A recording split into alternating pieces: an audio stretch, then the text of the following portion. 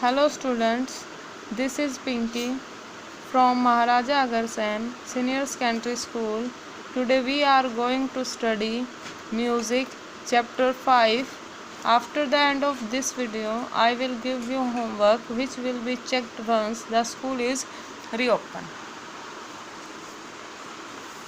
Dear students, today our topic is Tal. Chapter 5 first part. ताल की definition आप सबको पता ही है कि गाने बजाने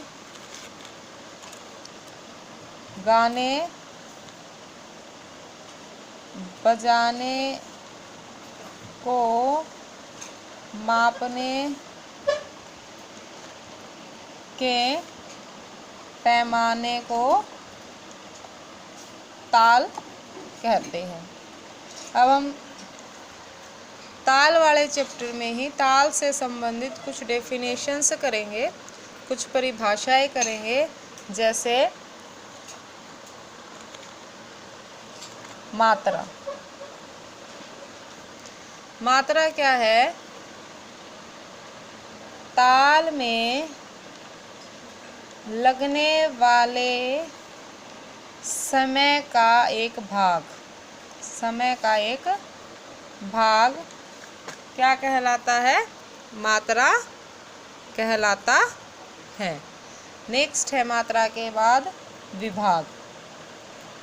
विभाग क्या है कि जो मात्राओं को विभिन्न भागों में विभाजित करना। विभिन्न भागों में विभाजित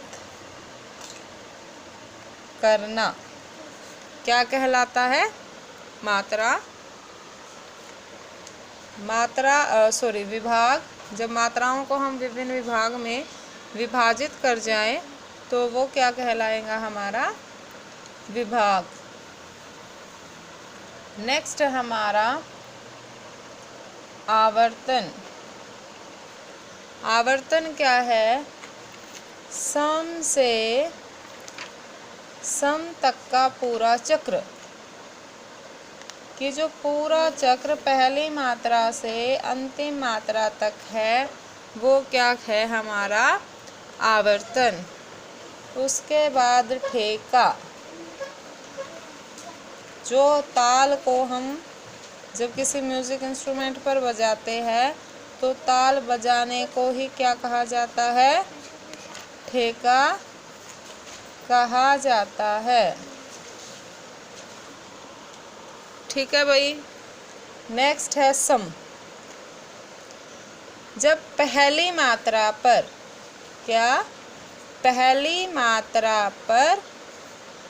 ताली बजाई जाए तो वो क्या कहलाता है? सम। जब पहली मात्रा पर ताली बजाई जाए तो वो क्या कहलाएगा? सम। नेक्स्ट है आपका ताली विभाग की पहली, किसी भी विभाग, जो हमारे विभाग है, किसी भी विभाग की पहली मात्रा पर, किसी भी विभाग की पहली मात्रा पर ताली बजाई जाए तो उसे ताली या भरी कहा जाता है। क्या कहा जाता है? ताली या भरी। देखिए, सम का जो चिन्ह है वो है क्रॉस।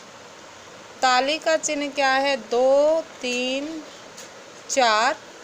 नेक्स्ट है खाली। किसी भी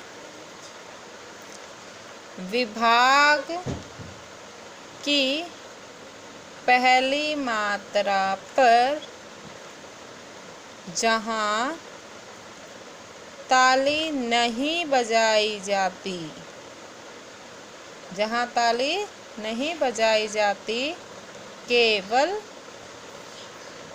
इशारे से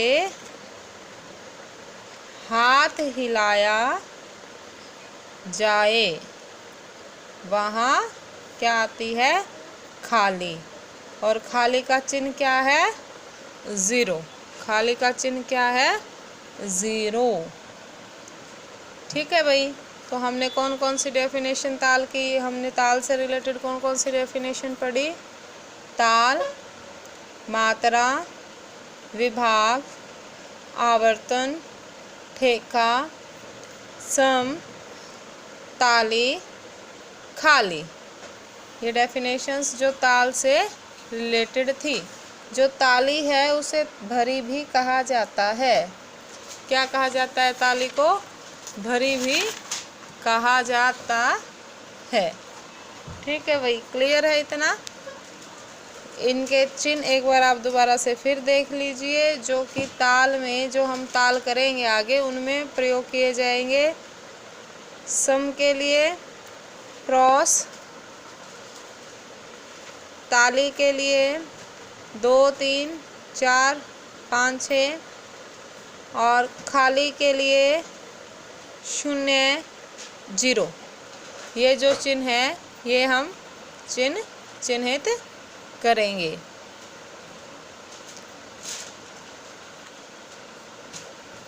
ठीक है भाई, उसके बाद हम कुछ ताल करेंगे जो हमारे सिलेबस से रिलेटेड हैं। ताल करने से पहले आप सबको एक बात बिल्कुल अपने ध्यान में रखनी है कि ताल में हम सबसे पहले ठा याद करेंगे। क्या याद करेंगे? ठा, जिसे ठा और एक गुण भी कहा जाता है। ठीक है भाई, नेक्स्ट इसमें अगर हमने ठा और एक गुण याद कर ली तो इससे हम इस ताल का परिचय और द्विगुण दोनों बना सकते हैं। इस ताल का परिचय और द्विगुण दोनों बना सकते हैं। इसलिए आप सबको ये बात बिल्कुल ध्यान में रखनी होगी। जो डेफिनेशंस आज आपको करवाई है वो डेफिनेशन अच्छे से आप याद करोगे, और वो डेफिनेशन क्या होगी? क्लियर होनी चाहिए। कल हम जो आपके सिलेबस में ताल है वो ताल करेंगे। उससे पहले एक क्वेश्चन और कर लेते हैं। लय की डेफिनेशन आपने पढ़ी ली थी, अब यहाँ पे है लय और ताल दोनों में अंतर। लय और ताल में अंतर, इसमें सिर्फ जो डेफिनेशन के माध्यम से हम इसका अंतर क्लियर करेंगे। लय क्या था? गाने बजाने को इक्वल जो है इक्वल पार्ट्स में डिवाइड करना, वो क्या था हमारा? लय, गाने बजाने का तरीका। और ताल क्या है? उसको मापने, जो गाने बजाने की इक्वल बिट्स होती है वो क्या है? हमारी लय। गाने बजाने में जो समय लगता है उसकी जो समान गति है वो लय कहलाती है, और उसी समान गति को मापने का जो पैमाना है वो क्या कहलाएगा? हमारा ताल। तो लय और ताल में यही अंतर है कि जो गाने बजाने को मापा जाता है वो क्या कहलाती है? हमारी लय। गाने बजाने में जो समय लगता है उसको मापने को क्या कहा जाता है? लय। समान गति, जो इक्वल गति है, और उस गति को मापने के पैमाने को क्या कहेंगे हम? ताल। तो यही इसका डिफरेंस होगा लय और ताल का। तो स्टूडेंट्स, आज का जो आपका होमवर्क है वो यही रहेगा। Right and learn the following definitions: ताल, मात्रा, विभाग, आवर्तन, ठेका, सम, ताली, खाली। इनके चिन्ह भी याद करने हैं, नहीं तो आपको जो आगे हम ताल करेंगे उसमें प्रॉब्लम आ सकती है। और उसके बाद आपको एक क्वेश्चन और करना है, लय और ताल में क्या अंतर है? लय और ताल में क्या अंतर है? Thank you.